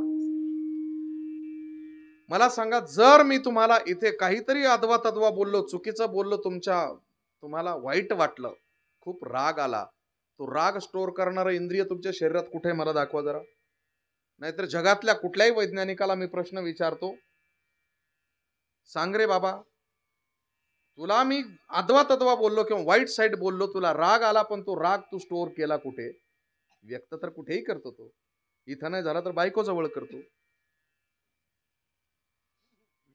बायकोकडे राग आला तर मृदंगावर व्यक्त करू शकतो.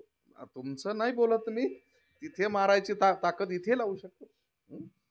तिथे ओरडण्याच्या ऐवजी एक गप्पा बाईस असं बोलण्याची हिंमत असेल तर तिकडून मोठी ताण घेता येऊ शकते, आम्ही ताण मारू शकतो, सगळं काही होतं ना. पण मला सांगा, राग आल्याच्या नंतर तो व्यक्त करता येतो गुरुजी? नागेश गुरुजी, राग आल्यानंतर तो व्यक्त करता येतो, पण तो स्टोअर होतो कुठे शरीरात? आनंद झाला खूप, चला बुवा आज महाराजांचं कीर्तन वेदांतावर झालं, चला एक 20 नोटा जास्त टाकून देऊ आपण, पिवळ्या पिवळ्या, काय बिघडतंय? त्या नोटा बघून मला आनंद झाला, पण तो स्टोअर कुठे केला मी? यासाठी एक इंद्रिय संपुटी आहे, त्याला काय म्हणतात माहिती? अंतःकरण चतुष्टय, मन, बुद्धी, चित्त आणि अहंकार. बुद्धी म्हणजे मेंदू नाही. बरीच लोक त्या मेंदूला बुद्धी समजतात. तो 100% आहे. त्याच्यामध्ये 4 ब्रेन, मिड ब्रेन आणि हिंड ब्रेन असे 3 आहेत. त्यापैकी जो मोठा आहे ना 4 ब्रेन, त्या 4 ब्रेनचे 3 भाग आहेत. 66% 4 ब्रेनचा स्मरणिका आहे आणि 2% थेलॅमस, 2% हायपोथेलॅमस. मिड ब्रेनचं बोलणे तोलणे काम आहे. हिंड ब्रेन 12%, 18%. जाऊ द्या, आपल्याला काय करायचं, UPSC करणारे पोरं असतात त्यांना माहिती असतं ते.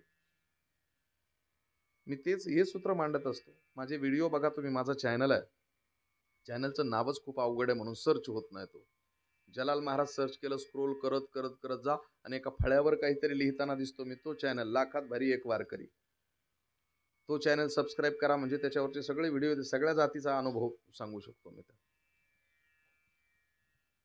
अशा पद्धतीनं परिणाम तर 100% होतो, माणूस व्यक्तही होतो. एवढा राग कधी कधी येतो तर माणूस फाशी घेतो किंवा दुसऱ्याला तरी मारतो, एवढा कठीण राग येतो हो. मग तो स्टोअर होतो कुठे? तो होतो मन, बुद्धी, चित्त आणि अहंकारामध्ये. कुठल्याही वैज्ञानिकाला म्हणा, सांग बरं जरा, सांग शरीरामध्ये अशी अशी आत्म्याला याला अंतःकरण चतुष्टय म्हणतात, याच्यामध्ये मन असं आहे, चित्त आहे, आकार काढून दाखव. नाही नाही, एकानं मला सांगितलं, हे अध्यात्म वगैरे काही नाहीये, काय उगाच कल्पना करतात, हे करतात ते करतात. म्हटलं तुम्ही कोण आहे? म्हणे सायकॅट्रिस्ट. म्हणलं तुम्ही कशावर इलाज करता? म्हणे मनावर. म्हणलं दाखव मन. पाली भाषेमध्ये एक श्लोक आहे, आत्मा न मानणाऱ्या व्यक्तीसाठी, मनाला न मानणाऱ्या व्यक्तीसाठी बौद्ध मतामध्ये एक काय झालं माहितीये का, लोकांना तेच माहिती नाही. माऊली ज्ञानोबरांनी त्यांच्यासाठी चपराक खेचली हो. एके हाती दंतू जो स्वभावताची खंडितो, तो बौद्धमत संकेतो वार्तिकांचा. ही वार्तिक जे आहेत ना, नंतरची चिकित्सा करणारी, या लोकांनी बौद्धमत सुद्धा खोडून काढलंय. काय म्हणायचंय बुद्धांना तेच माहिती नाही. तर हे म्हणतात मन वगैरे आम्ही मानत नाही. अरे बाबा, तेच म्हणतात बुद्ध, यो सहस्रम संगाम मनुसे जिने एकम जये चत्तानम संगाम जुत्तमो जिने. हा पाली भाषेतला श्लोक आहे. संस्कृतात शोधाल, गुगलला शोधून बघा, तुम्हाला सापडेल.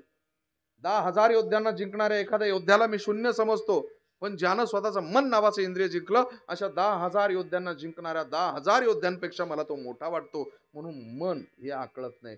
जग आकळता येईल हो, मन आकळत नाही. एवढं जर प्रभावशाली आहे, शरीरात राहतं तर दिसत का नाही, परिणाम होत नाही. याचं कारण असं आहे की आपण 2 तत्व नष्ट करतो, पृथ्वी तत्व आणि जल तत्व. 3 तत्व शिल्लकच राहतात, ते सूक्ष्म देहानं दुसरीकडे जातात. मग जगद्गुरु तुकोबारायांचं असं मत आहे की यांना नष्ट करण्यासाठी आपल्याला एकाएकी हे नष्ट होत नाही, कारण आपण 5 तत्वांवरती जगतो. ही 5 तत्वांवरती कुठली माहिती तुम्हाला? जागृती, स्वप्न, सुषुप्ती, तुर्यगा आणि उन्मन, या 5 अवस्थांवरती आपण जगत असतो. मग तुकोबाराय, जर आम्हाला तुमच्या अवस्थेला पोचायचं असेल तर तुकोबारा सांगतात सोपी गोष्ट आहे, तुम्हाला अजून 7 पायऱ्या चढाव्या लागतील. ऐकताय ना तुम्ही? त्यांच्या चाललंय वाटतं डोक्यावरून ना. मला नाही येत अक्का, हलकं सालकं नाही बोलतायत, ते गाणे नाही बोलतायत मला, तुझ्यासाठी जीवन जाळीले, नाही येत मला, ते गाताच येत नाही. आता एवढे मोठे मोठे गायक मंडळी माझ्यासारख्यानं काय गावं? कारण काय माहिती का, त्यांना मनोरंजन होईल. 200-250 रुपयाचा रिचार्ज मारून महिनाभर तुम्ही बघू शकता, तसलं काही. पण वेदांत सांगण्यासाठी लोक शिल्लक राहिलेली नाहीयेत बरं. अभ्यास करायची वृत्ती कुणाची नाही.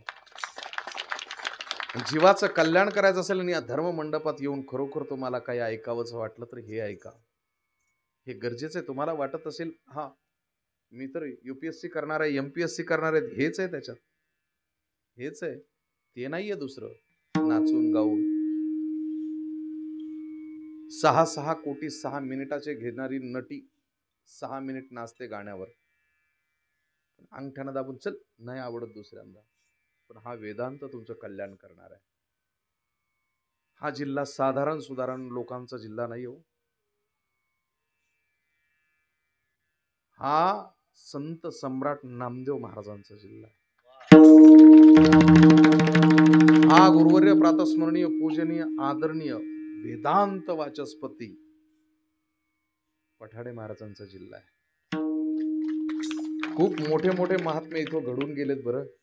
इथे येऊन मी बिघडवणार नाही बरं, त्याकरता तुम्ही बिघडा, मी बिघडतो.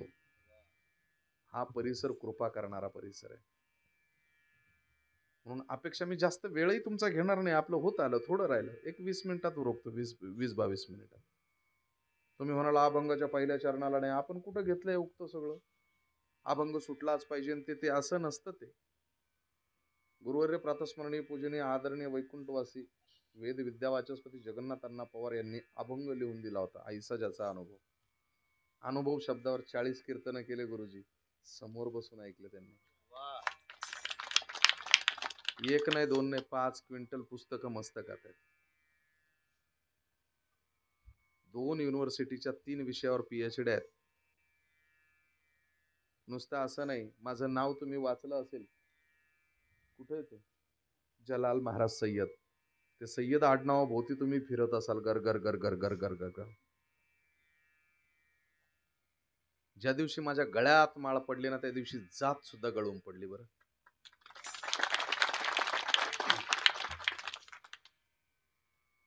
लोकांचा आग्रह असतो वक्त्यानं छत्रपती मांडावे, पण मी म्हणतो की छत्रपतींचं नाव घ्यावं एवढी माझी जीभ पवित्र नाहीये. आणि ते ज्यांच्याशी लढले त्यांचं नाव घेण्याची पात्रता किंवा त्यांचं नाव घेण्याचं या व्यासपीठावरून त्यांची लायकी नाही. संपलं. टाइमपास कुणी करू शकतो. म्हणून हा परिसर खूप पवित्र लोकांचा आहे. एक 10-15 मिनिट 20 मिनिट करायची गडबड तर करा. काही नाही. आता कसं आता पुन्हा 2100 होणार आहे तुम्हाला. तुम्ही जाई पुढच्या वर्षी आम्ही वर्गणी काढू, गेले आमचे वरचे 500-500 रुपये दुसरा आणू.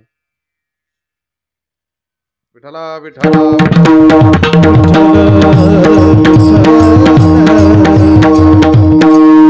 जागृती, स्वप्न, सुषुप्ती, तुर्यगा आणि उन्मन ह्या 5 अवस्था, याला जीवन युक्ताच्या 5 अवस्था म्हणतात. 7 अवस्था भोगायच्या पुढे ज्ञानदा, संन्यासदा, योगदा, निधनमुक्ती, सुखदा, आनंददा आणि परात्परा. माणसाला ज्ञान व्हावं पण ते सत्य असावं.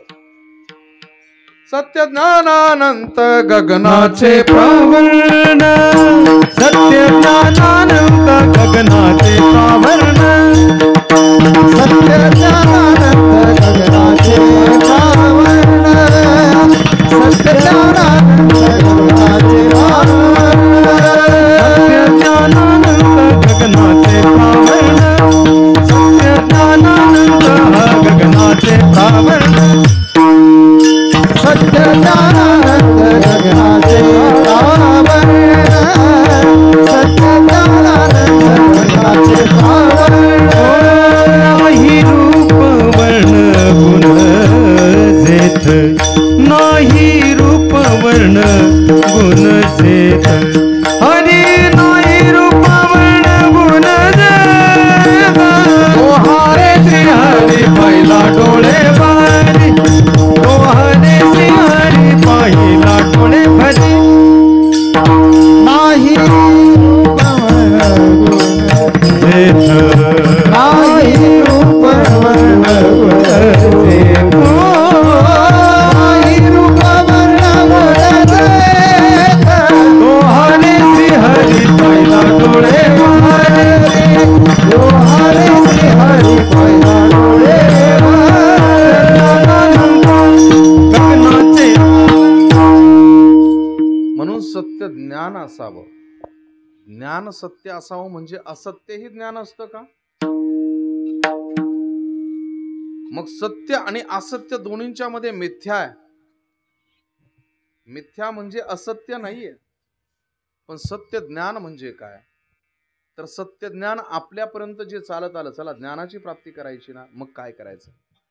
कृते यध्यायतो विष्णू त्रेतायाम याजतो मखै द्वापारेण परिचरणम कलौ तद हरि कीर्तनात. आमच्या सर्व ऋषी मुनींनी आमच्यापर्यंत काय आणलंय तुम्हाला माहितीये?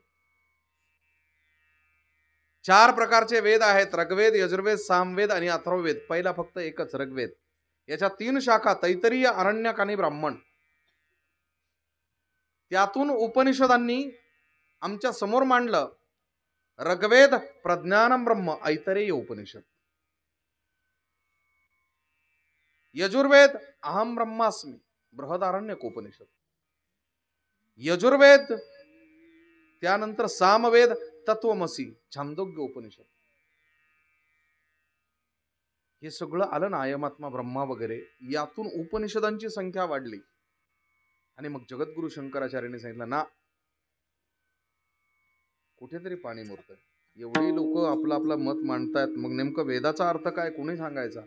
मग त्यावेळेस जगद्गुरु शंकराचार्यांनी काय केलं? सगळी महर्षी बादरायणानं सगळी मतं एकत्र आणली. महर्षी व्यास अथा तो ब्रह्म जिज्ञासा ते ब्रह्म सत्य जगत मिथ्या जीवो ब्रह्म एव ना परा या अवस्थेपर्यंत पोहोचवलं.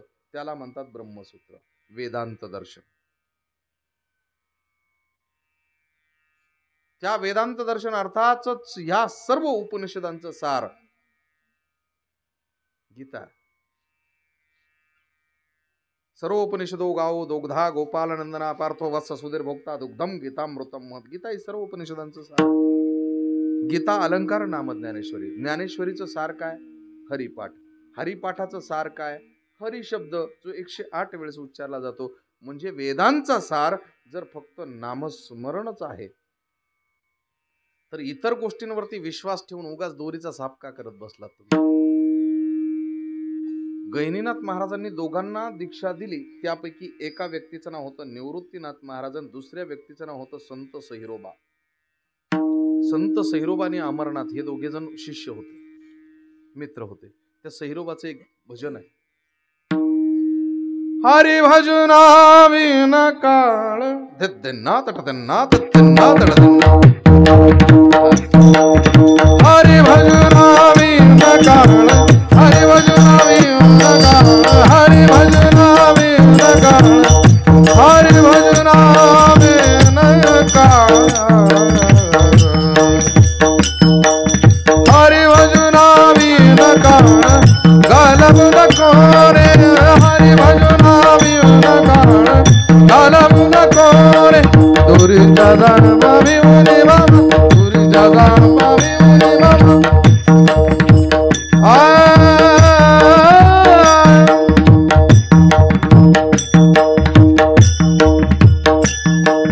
हरि भजना विन काळ गालब नको.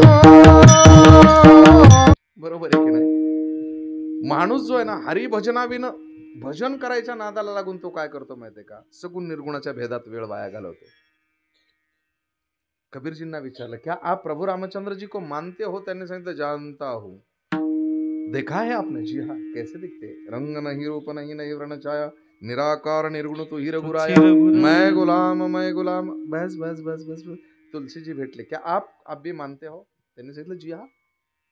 तो फिर आपके प्रभु भी निर्गुण निराकार हो गए ना? मेरे तो नाचते हैं, गाते हैं, चलते हैं, उठते हैं, पढ़ते हैं, खाते हैं, पीते हैं.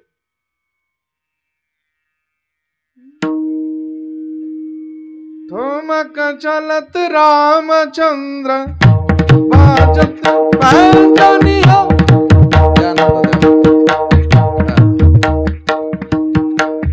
दिन्ना तट दिन्ना दादरा ठुमक चलत रामचंद्र बाजत पैंजनिया. ठुमक चलत रामचंद्र बाजत पैंजनिया.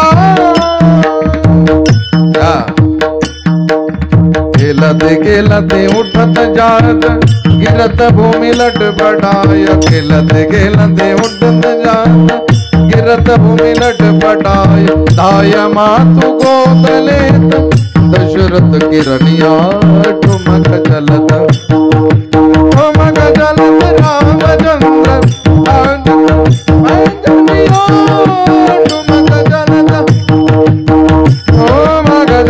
रामचंद्र बाजत. क्या बात है.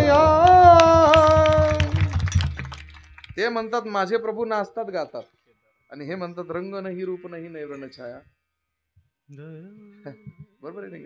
अजून एकदा दीपचंदी चाचा कडू आहे. गुरुजी आहे तुम्ही.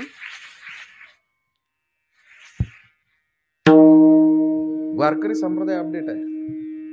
एका ठिकाणी सगुण, एका ठिकाणी निर्गुण. वारकरी संप्रदायामध्ये सगुणातून गेलो निर्गुणापर्यंत, तर सत्य ज्ञानानंत गगनाचे प्रावरण. निर्गुणातून आलो तर अनिलाही रूपाबळे करुणी खळे हरिदासी. आम्ही त्याला बोलावतो, वाट बघतो आम्ही. के पंछियों की आवाजें हाय गूंजती है आंगन में. पंछियों की आवाजें गूंजती है आंगन में. पंछियों की आवाजें गूंजती है आंगन में. वो जरूर आएंगे हाय अब की बार सावन. क्या बात है. वाह वाह. आम्ही वाट बघतो. राजस्थानी भजन आहे. दीपचंदी चाचर नावाचा ताल आहे आणि मिश्र मांड नावाचा राग आहे. सावन आयो हे सखी, सावन आयो आयो रे सखी. सावन आयो हे सखी, मैं तो जुग जुग करू जुहार रे केसरिया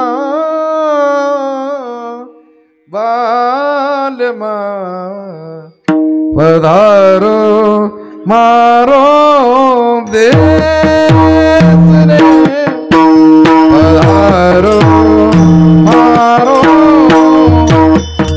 देश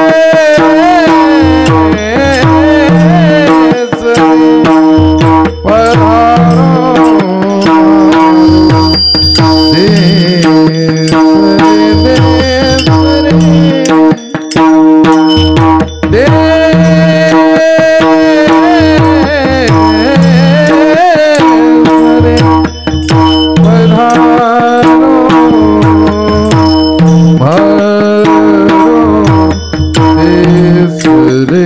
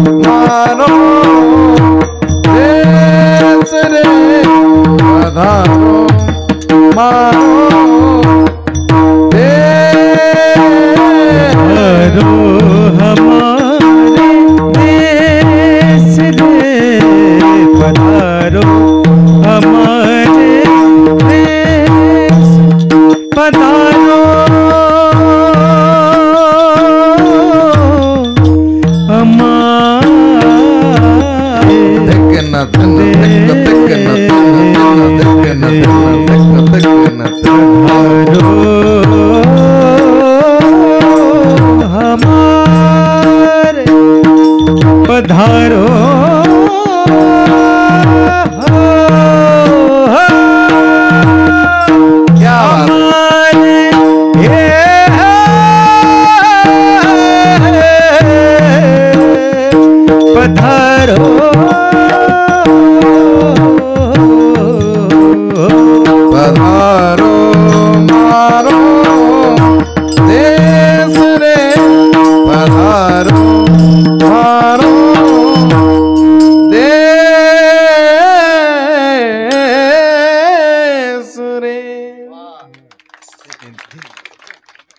कब आओगे वाट बघतो आम्ही. तुम्हाला काय वाटतं तुकोबराने सुद्धा वाट बघितली नसेल का?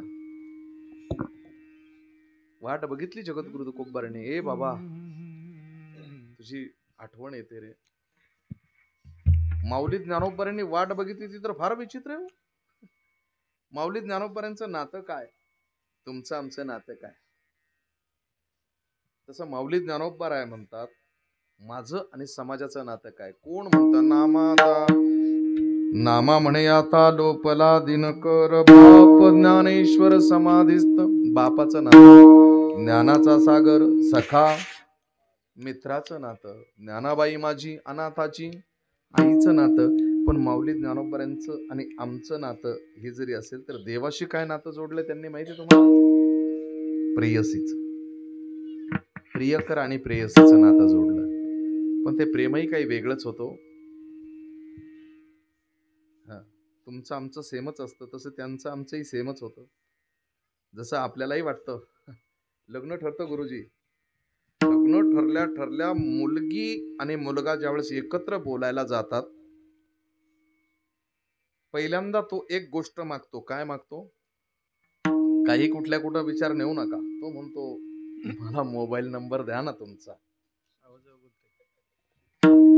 इतकी हुशार असते. 4 अकाउंट असतात इन्स्टाचे. पण ती म्हणते शी आमच्या घरामध्ये मोबाईल वापरण्याची अथॉरिटी नाहीये. हा ह्याचा गहाण ठेवतो तिला घेऊन जातो. जी मुलगी रात्री 9 वाजता म्हणते आई ग मला सकाळी 8 वाजता क्लासला जायचंय मला उठवू नको मी भांडी घासणार नाही.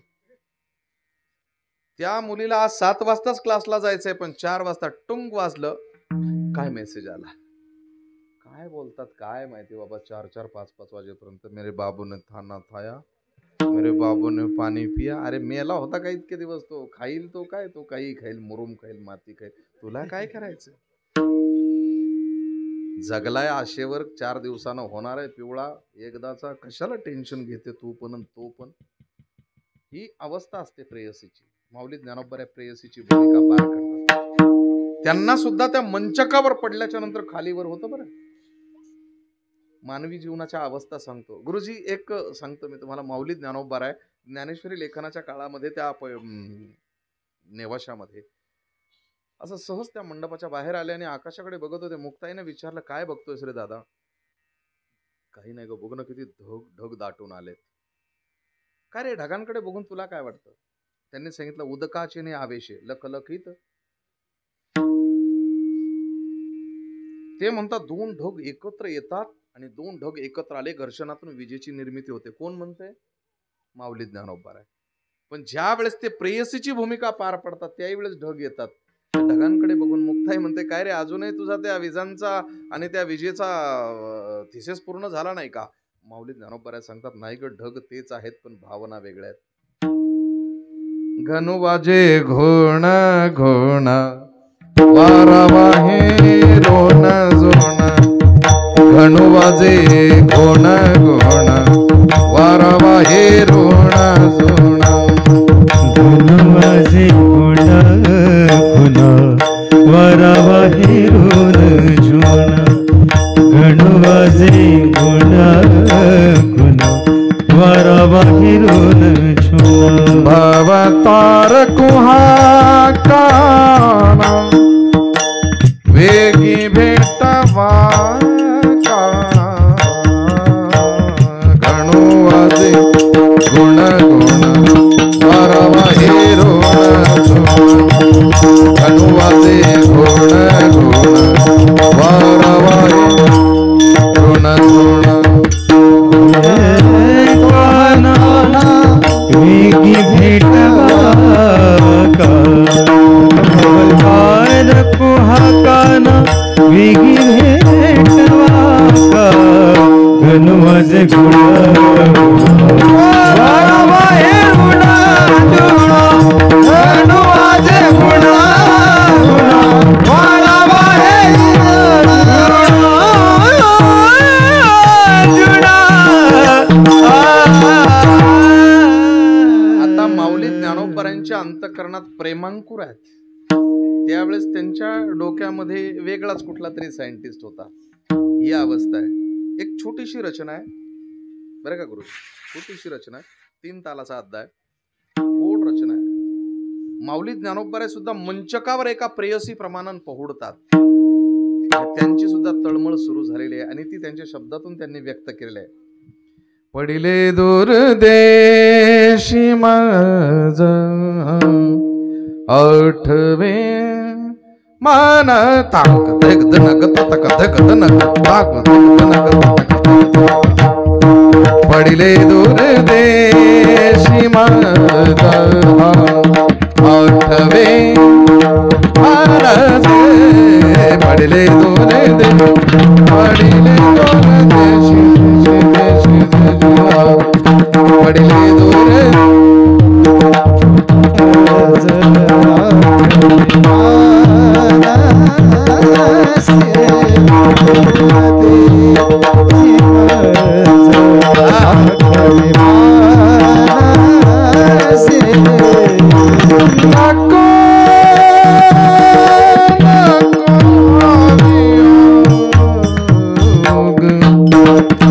कष्ट होतात जीवासी, कष्ट होतात जीवासी,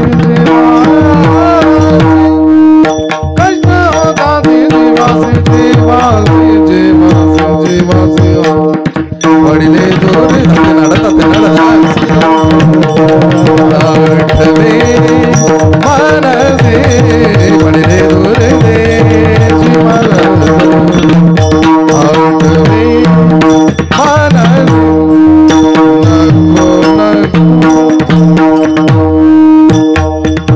नको वियोग कष्ट होता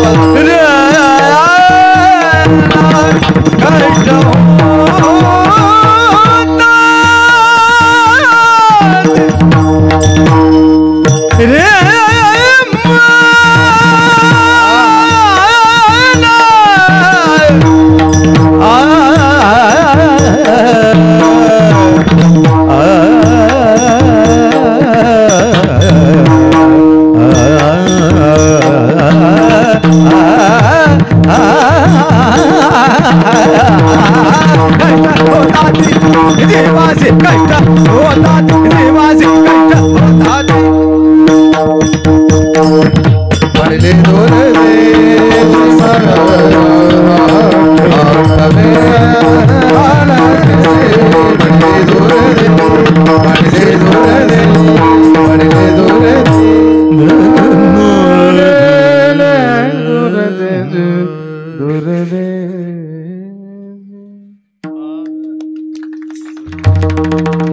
बाकीचं सगळं सोडा, टाळी नाही वाजवली तरी चालेल, पण मृदंगाचार्य महाराजांसाठी मनापासून टाळी वाजवा. क्या बात आहे. आपल्याला त्यातलं कळलं असतं तर बरं झालं असतं, पण आता काय करायचं. फार गोड. क्या बात आहे. काय असतं माहितीये का, ते पिचली माझी बांगडीपेक्षा बरं आहे ना, कचकच कांदा त्याच्यापेक्षा बरं आहे ना.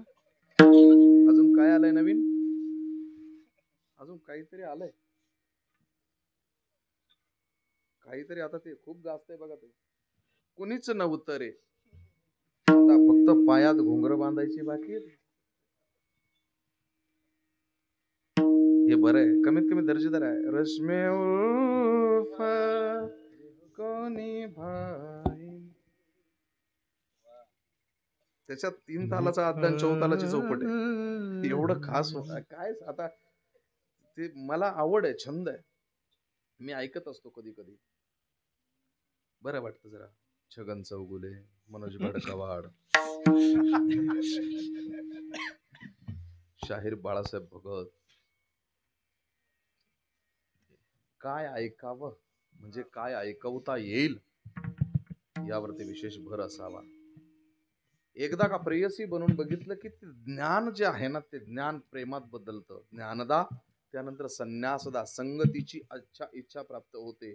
ज्ञानदा, संन्यासदा, योगदा, जोडण्याचं काम होतं. योगदा म्हणजे योग म्हणजे जोडण्याचं काम. योग युज धातूपासून निर्माण झालेला आहे. ज्ञानदा, योगदा, संन्यासदा, निधनमुक्ती, सुखदा, आनंददा आणि शेवटची अवस्था परात्परा. ह्या 5 अवस्था आहे. जागृती, स्वप्न, सुषुप्ती, तुर्यगा आणि उन्मन. 5 ज्ञानदा, संन्यासदा, योगदा, निधनमुक्ती, सुखदा, आनंददा आणि परात्परा. किती झाल्या? 12. ह्या 12 अवस्था पार केल्या की माणूस मरतो. झालो 12 बळी गेलो मरून ते काळी. जो मरतो ना तोच स्वतःच्या पोटातून प्रकट होतो. मग म्हणतो अरे हे ब्रह्म मीच आहे, हे विश्व मीच निर्माण केलंय, या विश्वाला व्यापूनही मीच आहे. अर्थातच ब्रह्मसूत्राची व्याख्या अतएव चोपमा सूर्य का दिवत किंवा पंचदशी सांगते. रूपम रूपम बबू वासव प्रतिरूप इति श्रुती ही उपमा सूर्य के इत्यादी तुकोबराय सांगतात. अरे ह्या विश्वात यायचं म्हणजे काय, माझाच माझ्याशी प्रणय होतो आणि माझ्यातूनच मी प्रकटतो. याचा अर्थ मला ह्या विश्वामध्ये असणाऱ्या तत्वमसी महावाक्याचा बोध संपुष्टात आला. अयमात्मा ब्रह्मा, मीच व्यापून राहिलेलो आहे. अभंगाचं पहिलं चरण. मीची मज व्यालो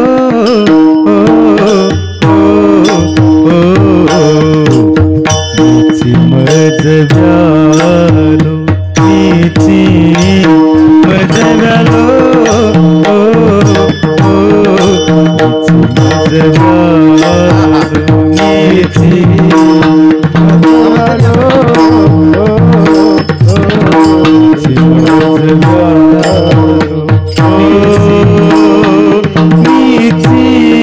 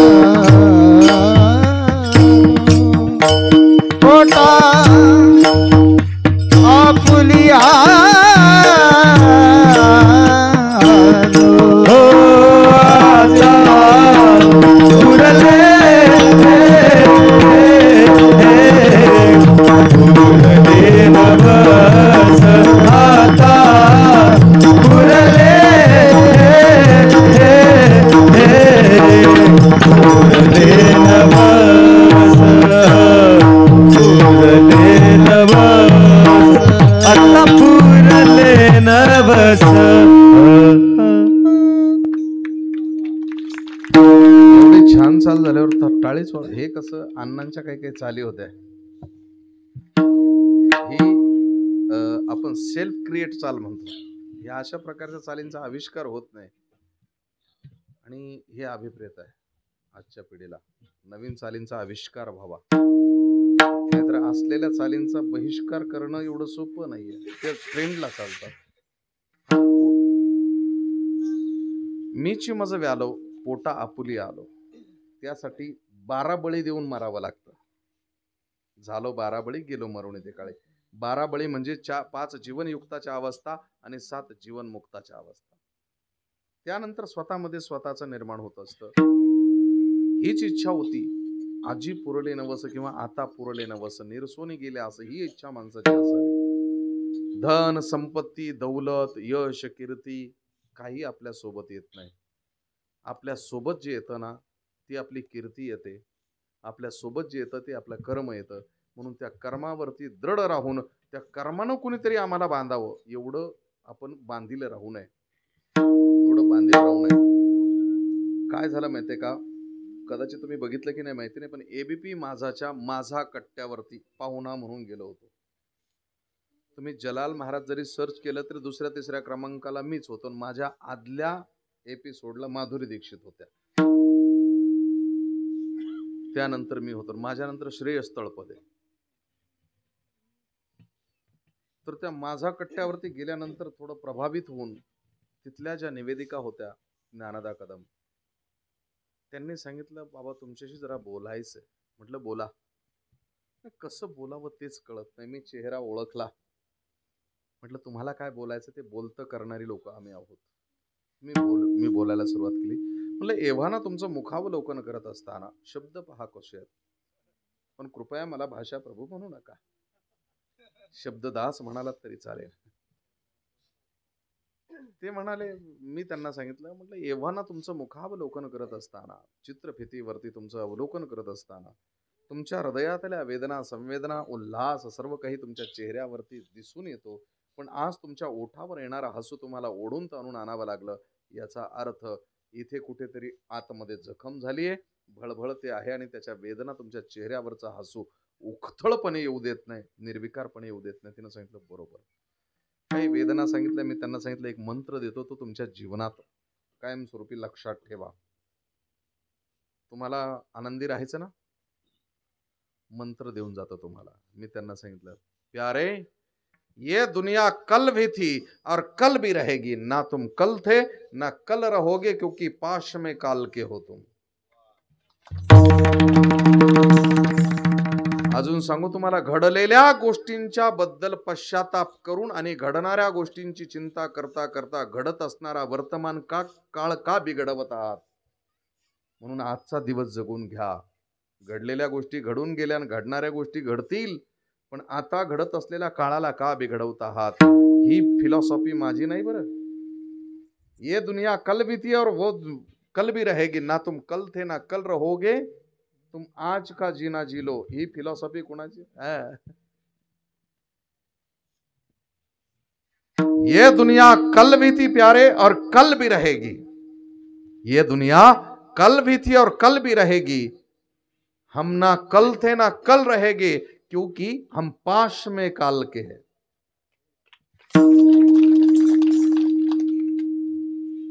एवढं लक्षात ठेवा फक्त. मी ही फिलॉसॉफी माझी म्हणून वापरणार नाही. ज्याचं श्रेय त्यालाच देतो. हे श्रेय आहे जगद्गुरु तुकोबा यांना जातं. मागे काय झाले पाहू नका, पुढे जामीन आहे तुका, आत्ता जगा. जगद्गुरु तुकोबा सांगतात मागे काय केलं हे सगळं नष्ट करून टाकलं मी, पुढे काय करायचं तेही नष्ट करून टाकलं, संचितही जाळलं आणि क्रियमानामध्ये प्रारब्धच ठेवलं नाही, तर पुढे जन्माला येऊन तर काय उपयोग आहे. म्हणून दोहीकडे पाहे तुका आहे तैसा आहे विठोबा.